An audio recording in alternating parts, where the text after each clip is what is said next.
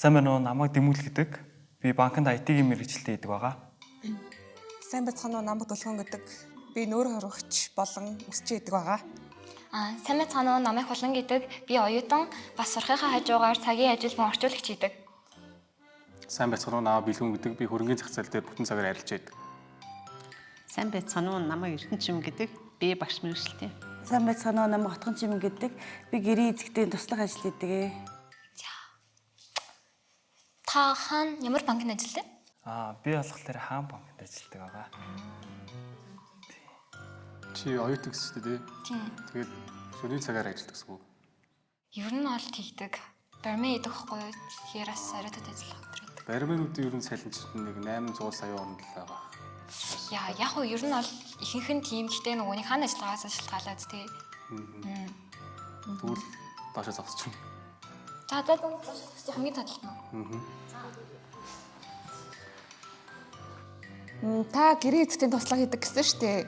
Ерөнхийдөө бол цаг нартай байдаг уу? Ер нь цаг айгүй өглөө 8-аас орой 8 цаг хүртэл тэгээд заримдаа шаардлагатай хонох үед хүртэл байдаг.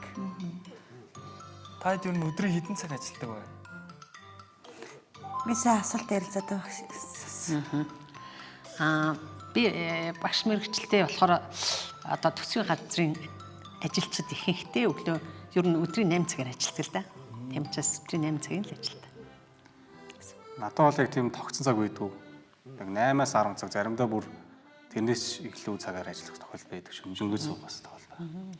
Тэрээс өөрөөс масаж байгаа. Одоо өөрөөсөө яг ажиллаж байгаа ажил одоо нөгөө нэг одоо фэйсбүүкээр ч юм уу тэр лөөр мөөрийн тийм койнож одоо ер нь аюу лөөр одоо аюу залингийн ирүү явж байгаа. Тэр манай найз одоо нэг койн аваад гэрийнхэн хамаг юмыг ер нь алдаад одоо ер нь онцгүй юм гэж бодоод байгаа. Та жоохон буруу л ойлголоо. Чиний хувьд өдөрт хэдэн цаг ажилладаг вэ? Би ерөнхийдөө бол айгүй цаг наргүй ажилладаг. Бараг 2-3 хоног нойргүй явах тохиолдол надад байдаг. Яг өдөрт нэг 3 цагийн нойртой боллоо да. Чиний хувьд болохоор Би болохоор бармен ихтэй болохоор 8 цагаар ажилладаг. Гэхдээ тэрний гадуугаар бас миний чухал ажил болохоор орчуулагч. Тэгэхээр тэр болохоор яг цаг гэж байхгүй өссөн үедээ давтын үедээ л бол хийгээл явж идэг. Тийм ажил. би болохоор өдөрт 8 цаг ажилладаг байгаа. Улсын цалин ерөнхийдөө бол амар бага байдаг шүү дээ. Тийм болохоор багш бараг ийшээ орсон дээр баха. Одоо ерөнхийдөө бол та нар ажил руугаа явахдаа яг ямар тээврийн хэрэгсэл ашиглаж одоо зорчдөг вэ? Би бол машинаар сичдэг. Би ямар маркийн машин? Раун марк. Раунаар л одоо жижиг тээвэрлэл гэсэн. Жижиг аврын. Жижиг машин гэсэн. Эний үед л ямар ч машин ашиглаад авах шаардлага байхгүй. Гэртээ офис хийгээд ажиллаж болохоор машин байхгүй. Багштай. Би хувийн унаагаар л ажилд явдаг. Тий. Дэмүүл Би болохоор дугуйнд ажил руу явдаг байгаа. Дугуйтай Машин юм уу? машин байсан. Машин унах дөргөө. Тий. Ер нь бол тэгээд ажилдаа ирж очихдоо ч тэр дугуй унах ч юм бол айгу дайчгүй. Тэг эрүүл мэндэд сайн гэж боддог. Заримдаа замаар явхад тэгээд машинтай хүмүүс дайрчих гэдэг нь л жоохон хэцүү юм да. Би болохоор нөгөө нэг орчуулагч ихтэй бол гэрээсээ ажиллаж, бармен ихтэй болохоор манай найз залуудын орой болохоор хүргэж өгдөг. би болохоор нийтийн тээврээр зорчдог. Тэгвэл л шүү дээ тий. Дэмүүлт хоёр байраас алчих юм шүү. Ядаж дэмүүлт дугуйтай юм чинь. Бас тийм ээ. Нөгөө нэг гэрээ эзэгтэй туслах хэрэгтэй. Таас ингээд дэмүүл ахын энэ хавьд ирэх юм шүү. Зүгээр тийг санагдлаа. Яг го цалингийн хувьд манай биржийн залаа арай өндөр юм болоо гэж би бас бодоод байна л да. Гэтэ энэ цаахаараа. Та ч IT гэсэн тий. Тий. Тэр чин хаан банкны зам чинь бас гайгүй авдаг гэж магадгүй ш та.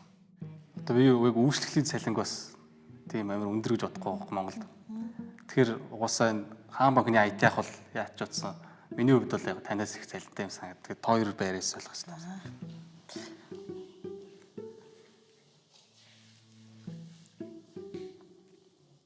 Энэ арилжаатын залуу шүү дээ. Тэгээ жоохон буух юм биш үү? Яг үндэ би бас арилжааг жоохон судалж исэн, бас өөрөө оролцож исэн. 21 онд л тэгээ алж исэн болохоос одоо бас жоохон нэг их сайн болохгүй. Тэгээ хамаг юм аллаа л гэх хүмүүс тэгээ тахшиг үзэн.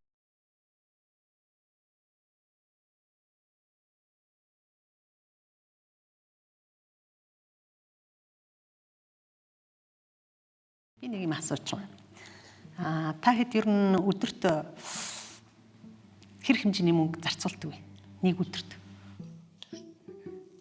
Би харин надаас их харчих тий. Нэг өдөрт гэвэл чинь бас харьцангуй ш. Зарим өдөр гэрээсээ гарахгүй өдөр бол баг мөнгө зарахгүй бол зарим өдөртэй штэ тий. Нэг гараа дэлгүүр эсвэл баг сая хүртэл зарцуулна. Тийм болохоор ер нь бол дунджаар гэвэл штэ 7 хоногт нэг 500-аас сая төгрөг зарцуулдаг. Пүү ямар амар мөнгөтэй юм бэ? Миний хувьд бас яг өдөр тогтсон гэсэн. Гэтэ 7 хоногийн дунд чинь нэг 350-аас 400 гэх юм бол нэг 50-аас 60 мянган төгрөг юм лөө. Өдөрт яг тогтсон гэвэл 40-оос нэг 50 мянган төгрөг бол зоолтой зарцуулдаг. Би өдөрт ерөн дунджаар бол 20-оос 30 мянган төгрөг зарцуулдаг. Тэгээ өөрөө болохоо нэг гэрээ үйлчлэгч хийдэг болохоор айлд ихэнх цагаа өнгөрөөд ерөө өглөөд арай унааныхаа зардалтаа л ерөн явдаг хоол болгодог та хоолоо баг тэндэл айлд гэрээ үйлчлэгч хийдэг газар л өдрөг өнгөрөөж байгаа болохоор. За баярлалаа. За би бол өдөрт нэг хоолоо аваад тэгээд өдрийн цайндаа орчоод ус мос авахад 30 мянга л болтой юм даа. Тэгвэл би бол одоо өөрөө өдөрт ер нь 25-аас 30 бараг л 25 орчим дундчаар ийм хэмжээний мөнгө зарцуулдаг. Тойрын хэрэглэнээс аваад үзэх юм бол үйлчлэгч гэж тэгээд оюутан хоёр дарааслах юм шүү те. Бараг л тэх юм шиг байна. Тий?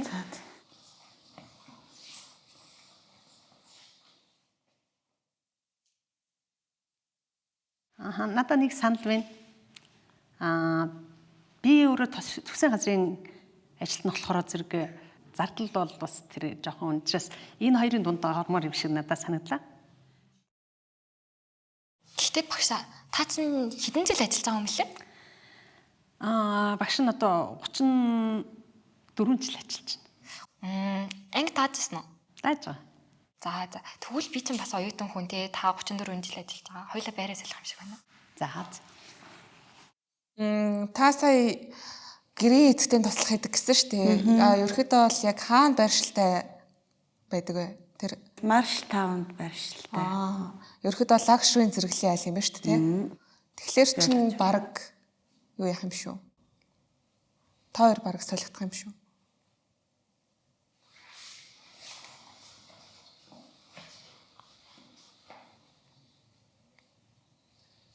Яг зөв дараалд орчихсон байх гэж бодож байна. Та нарын бодлоор яг юу гэж бодож байна?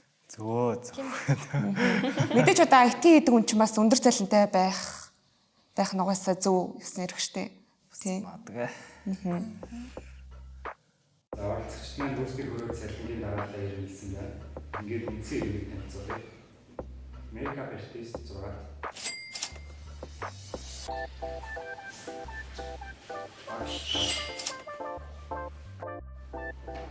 Арчаач маань 4.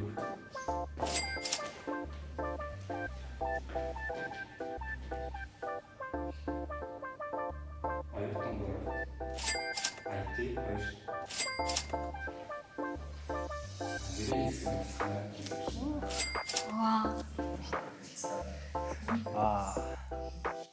Төсөөлөг хүүхдэн байлаа шүү. Ер нь би дуртай зүйлээ хийж байгаа болохоор нэг хахтар цалин мөнгөөр өрөхөд бол нэг хахтар ач холбогдол өгдөг. Хүн ажлыг голно гэхээс өрөхөд бол ажил хүний голдгоо гэдэг шиг хүн дуртай зүйлийнхэн төлөө юу ч хийж одоо тий юу ч туулсан өрөхөд бол бэлэн гэдгийг өрөхөд бол бэлэн байдаг.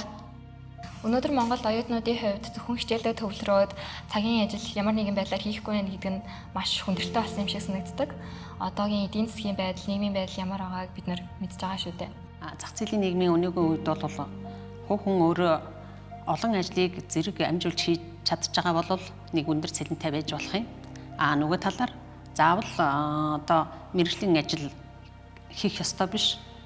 Өөр төрлийн ажлыг ч гэсэн өөрөө сонгоод хийж чадж байгаа бол энэ хүн бол бас нэг өндөр цалин авч болох юм байна гэдгийг эндээс олж харлаа. Ерөнхий газрууд ерөн одоо хүний хөдөлмөрийг чуулаад цавал өөр хүний цалингаас гал тийм ус зөндөө байдаг. Өөр бас одоо хүний хөдөлмөрийг үнэлдэг тэгээд мэргэжлийн юу хийж чадж байгаа ур чадрыг хаад үнэлээд харамгүй цалингаа өгдөг газарс байдаг шүү. Энэ coin энэ хөрөнгөний зах зээлийн арилжааны талаар хүмүүс айгүй буруу бодолтой байдаг юм шиг байлаа. Байлаач гэж угаасаа дойрын шин чанартай яг үйл явдал энэ coin-ууд ер нь өмнө жил бол ер нь болсон. Тэр нь ч бас хүмүүст ингэж бодоод нөлөөлсөн баха. Гэхдээ энэ зах зээлд чи өөрөө миний олсон ашиг хин нэгний алдагдал байдаг. Миний алдсан алдагдал хин нэгэнд бас ашиг болж авч байгаа учраас хэрвээ энэ зүйл рүү үнэхээр орох ч бол судалгаа шинжилгээтэй орох ёстой. Үнэхээр судалж шинжилмээргүй байна гэж явал алдж болох мөнгөнд үгээрээ ороорой гэж бас зөвлөмөр байна. Үнэхээр мэрэгжлийн трейдерүүд бол үнэхээр бидний төсөөлж байгаас илүү олдог. Саяас дээшээ хэмжээний долларын орлоготой гэж би бодож сарын хугацаанд. Уус тийм трейдерүүд бас байдаг. Би бас дагдаг хэдэн трейдерс байгаа. За эсвэргээрээ бас энэ зах зээл рүү ороод мэдлгүйгээс болоод маш их одоо хүнээс үр зээл ч юм уу эсвэл амьдарч байгаа энэ орон сууц машина зараад ордог хүмүүсээс байдаг. Бити бас тэгж ойлгоорой гэж бас хэлмээр байна. Тэг болоо.